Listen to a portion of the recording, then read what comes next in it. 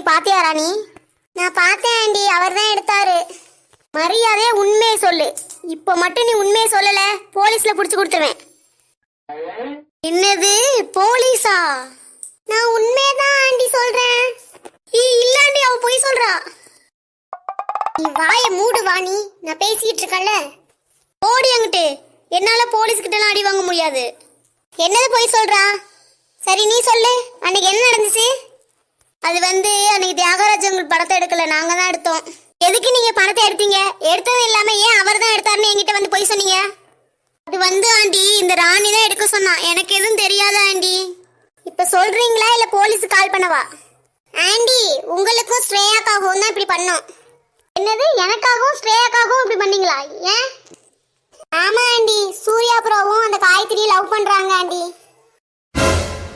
என்னது, காயத்ரியும் சூர்யாவும் லவ் பண்றாங்களா? அதனாலதான் என்ன வேணான்னு சொன்னாங்களா காயத்ரி? சூர்யா ப்ரோ இந்த ஏழை பொண்ணை கல்யாணம் பண்ணா உங்களுக்கு தான் ஆண்டி அவமானம். அதை விட ஸ்ரேயாவுக்கும் சூர்யாவை தான் ரொம்ப பிடிக்கும். அதான் ஆண்டி அந்த பணத்தை நாங்க எடுத்தோம்.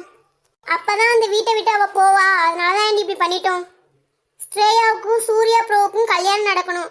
உங்களுக்கு எந்த பிரச்சனையும் இருக்கக்கூடாது ஆண்டி. இந்த பிரச்சனை எல்லாம் முடிஞ்ச பிறகு உங்ககிட்ட அந்த பணத்தை கொடுக்கலான்னு நினைச்சேன் ஆண்டி. அதுக்குள்ளேயும் உங்களுக்கு எப்படியே தெரிஞ்சு போயிடுச்சு ஆண்டி. Sorry aunty. நீ என்கிட்ட வந்து சொல்லியிருக்க வேண்டியதானம்மா.